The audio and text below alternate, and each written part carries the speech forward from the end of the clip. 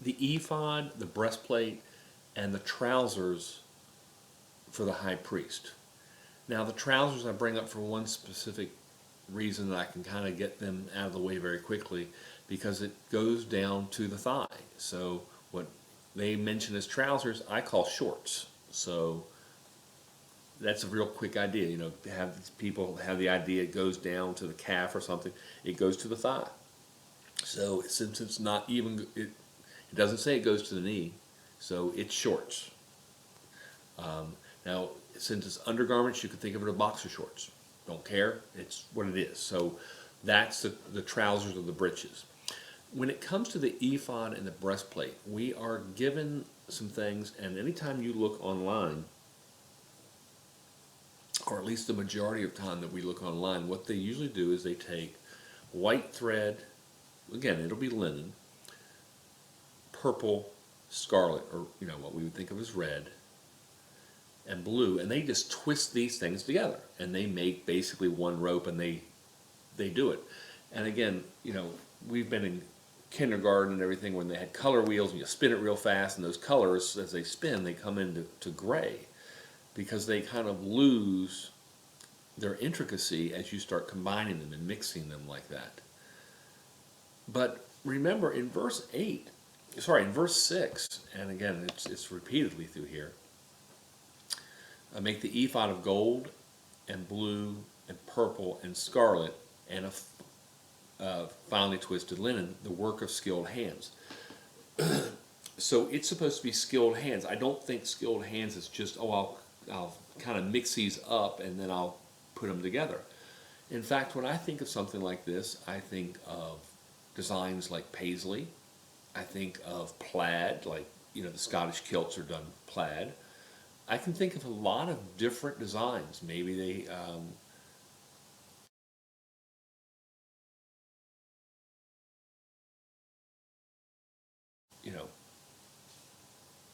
again, you can come up with a multitude of designs for this.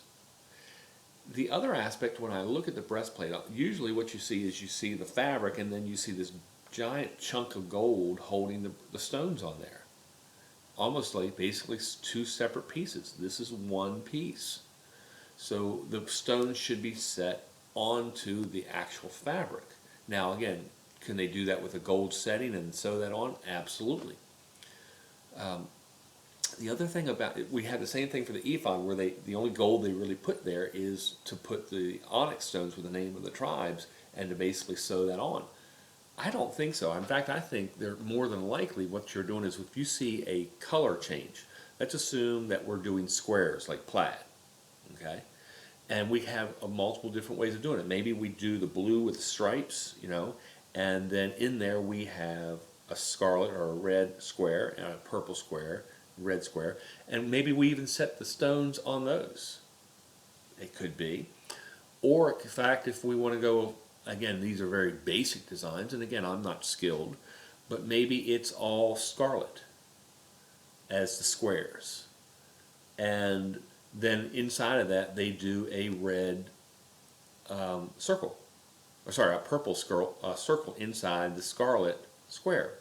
And if they do that, then again, of course, as you could think, oh wow, they're going to mount that stone right in the middle of that circle.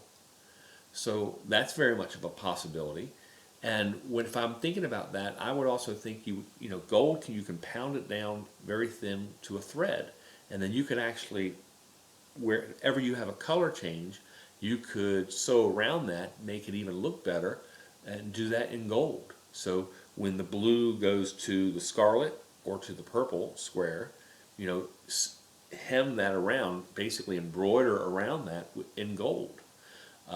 And if it's all scarlet for the squares and then you've got a circle inside of it of purple, then between the purple and the scarlet, do the embroidery with the gold thread around that as well. So it really pops. And again, we've got paisley, we've got tons of different designs we can do. And that's really an interesting thing because he doesn't tell us the design work. This is a fabric piece. The only thing on there that's pretty much solid. So again, if it's a fabric piece, it's going to wear out. Fabric wears out. So maybe it's just constantly changing doesn't say it, doesn't say it's not that way. But again, if it is done with linen, linen wears out. You know, if it's going to be worn, how many, you know, is he going to wear it for a month and then it's a different change? You know, just like we like to have different change of our clothes, maybe the high priest does the same thing, and he has the colors. These are the colors you're going to use, but do different designs for me, so I can feel like I'm changing, you know, my clothes every once in a while. You know, everything else is pretty much set, but this is the one thing that I think we can actually go crazy on and do different designs. Now maybe he comes in and say, no, this is my design, and again, that is perfect, because again, we just obey. But if he's not saying that, then we can really kind of go crazy with it. And you know, the people who are doing the linen work and the design work of that can really go crazy and just say, wow, I'm going to do different things here and there, and just, you know, to try to impress him and make our Messiah happy, because he's coming back as the high priest. One of the other things, as I mentioned there, I didn't see the word white in here. In fact, in most of the translations, it tries to say the blue, purple, and scarlet yarn, but the word yarn is not in this translation as we have it. It's just of blue, purple, and scarlet, and then it describes what they're made of, and that's linen. And the word linen there is sheesh. And some people have taken that to be, oh, that's where the white is. Well, so we make that one piece of linen. That doesn't make sense to me. That's actually describing what your material is that you're making it out of.